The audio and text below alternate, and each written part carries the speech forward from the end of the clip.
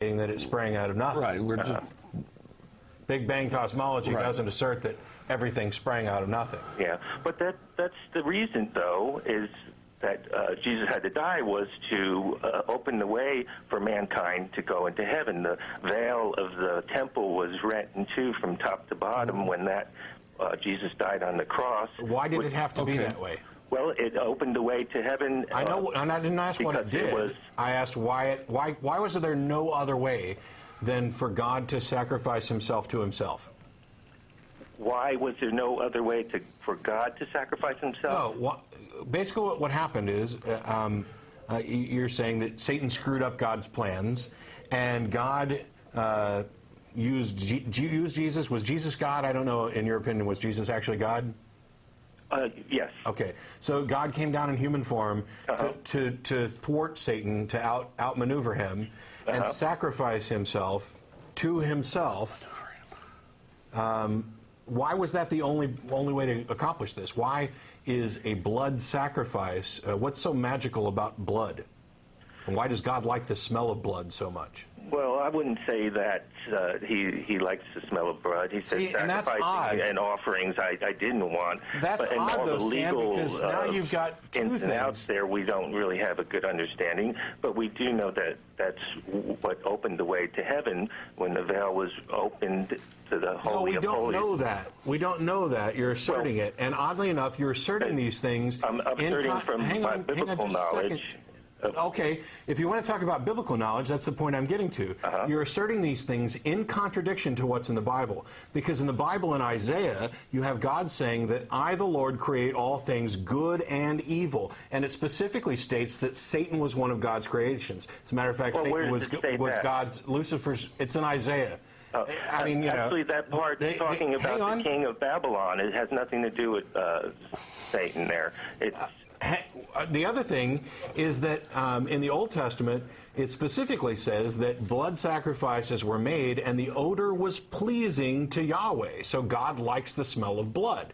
Blood sacrifice became the tradition, and Jesus was used as the new blood sacrifice. My question goes a step further. Why does this God seem to have a sick fascination with the smell of blood? What magical power is there in this that relinquishes a sin? If he's making the rules, he could have made any loophole or any pathway to circumvent the rules. For example, if I say the rule is you're not allowed to go out after dark, and if I find that you've snuck out, I have a variety of ways for you to make amends for this, including potential punishments of you're grounded or you're going to lose part of your allowance or other things.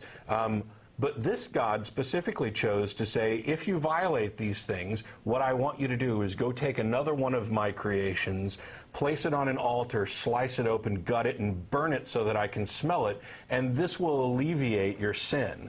Now, why does that system make sense and a more reasonable system, at least to me, is not used? Well, for one, the sacrifices and things only pointed to what Jesus would do, and so that's probably why those things were initiated, because they pointed to what Jesus would ultimately do with sacrifice himself. Now, why the So they were all legal window ins and dressing. outs of that, we're not, I don't know for sure. But we don't know all the details there. But we do know that when Jesus died on the cross, that opened the way for humankind How do you know to go that? to heaven. How do you know that? Because I don't even know that he existed or that he died. So you're saying that you know when he that's died, it if opened... If you believe the Bible or not, Okay, if you believe the Bible, then you can claim to know it. and I do. So Okay, I don't think that believing the Bible is sufficient for claiming knowledge. Now, you may believe that Jesus opened the pathway. if you don't believe it, it's not. But if you do, then that changes everything. So, and that's where you guys kind of draw the line. You don't believe the Bible is credible. Yeah, and I'm wondering why anybody would. Well, if one does, though, and one believes it's credible, then that changes everything for that person. And so when you, in your belief system, decide that you don't believe something, then that changes everything for you, and now you don't believe in a God.